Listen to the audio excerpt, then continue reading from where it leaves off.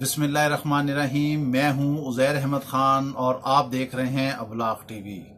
आज हम आपको पंजाब की कारकर्दगी और पंजाब के वसीम अकरम की कारकर्दगी और पंजाब के नए आईजी की कारकर्दगी और पंजाब के बड़ बोले सीसीपीओ के बारे में बताएंगे कि उन्होंने जो शेखुपुरा में वारदात हुई मोटरवे पर, उस पर अभी तक उन्होंने क्या किया।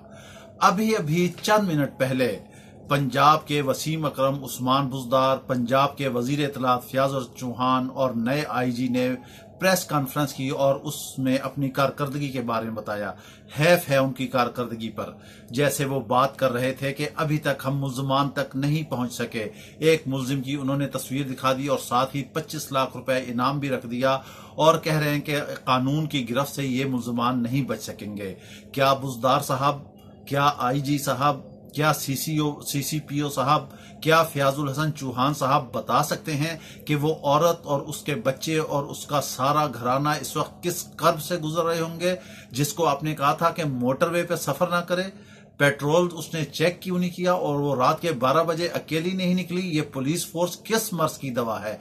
इनको चूड़ियां पहन लेनी चाहिए, इनको वर्दी उतार देनी चाहिए।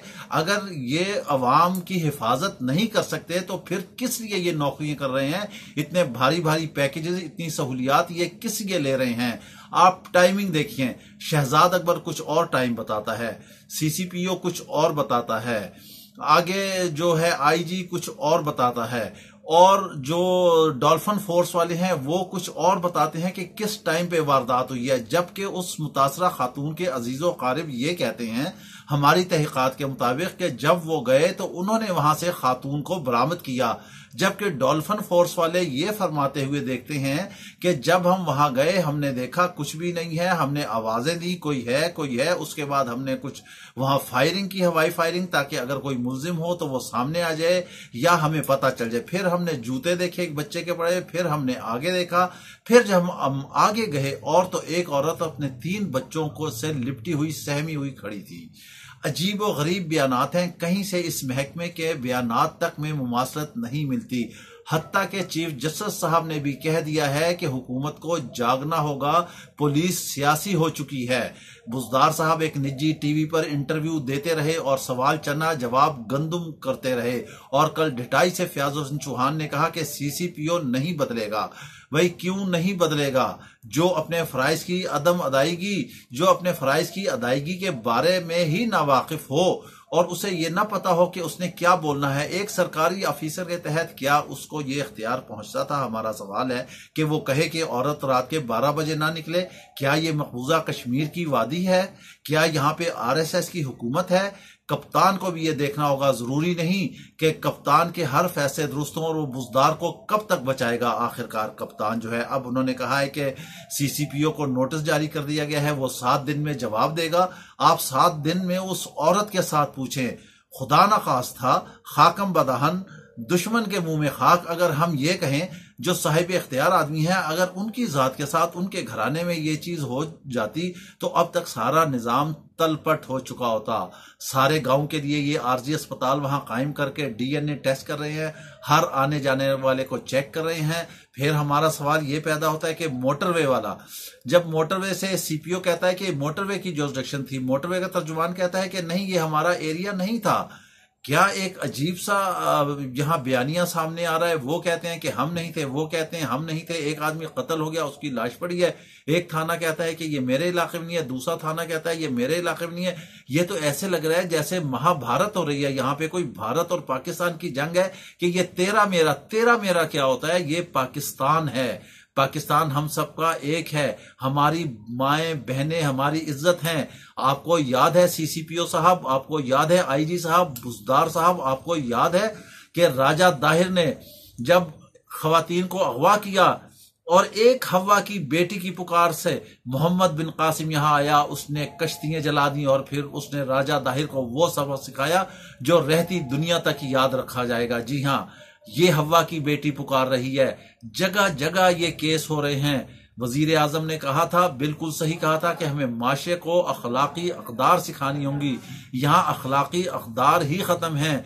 ये CSP ऑफिसर, ये बड़े बड़े ओहदों पे तैनात, ये किसी सूरत इस काबिल नहीं है कि अपने ओहदों पर कायम रहे। मुल्जिम को गिरफ्तार करने में इतना लेतो लाल से काम लिया जा रहा है कि अभी तक सिर्फ ये कहा जा रहा है कि हमने मुल्जिम गिरफ्तार नहीं किए, लेकिन हम उन तक पहुंच चुके हैं। ओ बाबा, अगर पहुंच चुके हो तो उन्हें सामने लेकर आओ। जैनब बिल बना, अगर हमने उस वक्त भी कहा था, अगर जैनब के मुल्जिम को सरेआम फांसी दे दी जाती, हम तो यहां तक कहते हैं कि उस पर भेड़िए और जंगली कुत्ते छोड़ दिए जाते, ताकि आइंदा कोई ऐसा गुनाह करता तो उसके रूंगटे खड़े हो जाते और वो 100 दफा सोचता कि ऐसा गुनाह न करे। मगर क्या हुआ, इतना शोर मचा, मीडिया ने बड़ी हाइप क्रिएट की, जैनब बिल बन गया, मगर कोई अमल नहीं हुआ। अब गवर्नमेंट और अपोजिशन भी इस मामले पे तकसीम है। आधे कहते हैं कि सरेआम फांसी देना चाहिए ऐसे गुनहगार को, दूसरे कहते हैं कि जी नहीं देना चाहिए।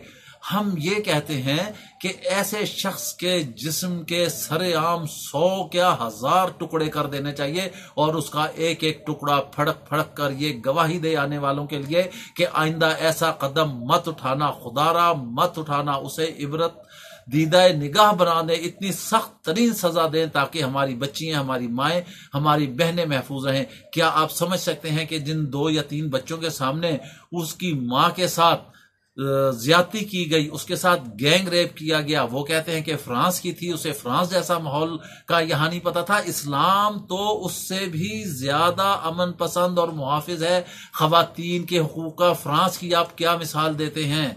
यहां पर आप रियासत मदीना का नारा लगाते हैं, आप खुलफाए राशिदीन का जमाना देख लें, जब औरत एक जेवर पहन के निकलती है और वो महफूज तरीन होकर अपने घर तक पहुंचती है। यहां आप कहते हैं कि 12 बजे घर से क्यों निकल गई? आप 12 बजे सोए क्यों? आपका स्टाफ कहां था? मोटरवे का जब वहां पे था तो मोटरवे का अमला कहां था? पुलिस कहां थी? मोटरवे के IG साहब कहते हैं जब हमें मुलाजमीन मिलेंगे, जब हमें बजट मिलेगा तो हम वहां पर मुलाजिम लगा देंगे। तो आप मोटरवे को बंद कर दें, आप कतई तौर पे बंद कर दें। आप कह दें कि इस मोटरवे पे रात को 12 बजे के बाद खवातीन का दाखिला बंद है, क्योंकि यहां पर जराइम पेशा लोगों का इख्तदार होता है।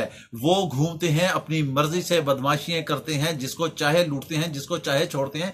आप भी वर्दियां उतारें, घर बैठे, कौम का पैसा ना खाएं, कौम के टैक्सों से आप तनख्वाह लेते हैं, आप कौम के मुलाजिम हैं, अवाम के मुलाजिम हैं, आप अवाम के जो है मुहाफिज हैं। जब आप ये कहते हैं कि 12 बजे क्यों निकलें, तो आपको नौकरियां करने का कोई हक नहीं। वजीर आजम साहब, आपको इस चीज पर एक्शन लेना चाहिए। अब तक CCPO को हर सूरत बदल देना चाहिए था। ये वही मुतनाज़ा CCPO है जिसके पहले भी मामलात गड़बड़ थे और अब भी मामलात गड़बड़ हैं। इसीलिए शुएब दस्तगीर ने कहा था कि मैं ऐसे मुंह फट और बेझोल बोलने वाले आदमी के साथ काम ही नहीं कर सकता। वो बिल्कुल 100% दुरुस्त थे। यहां पर क्या होगा? यहां पर हमारे इस मुल्क की तारीख ये बताती है कि करप्शन और लाकानूनियत इंतहा को पहुंच चुकी है। अदालत को चाहिए कि वो इस मामले में जो है वो एक्शन ले और मुल्जिमों को कैफरे किरदार सरेआम फांसी दी जाए, इन्हें कचोक कचोक कर इन्हें मौत के घाट उतारा जाए और इनका एक एक अंग इस बात की गवाही दे कि आइंदा के बाद किसी हव्वा की बेटी पे, किसी बेगुनाह औरत पे इस तरह हाथ नहीं डालना। इसके साथ ही आप हमें इजाजत दीजिए। और हाँ, अगर अभी तक आपने अबलाग TV सब्सक्राइब ना किया हो तो आप इसे सब्सक्राइब कीजिएगा। अल्लाह हाफिज।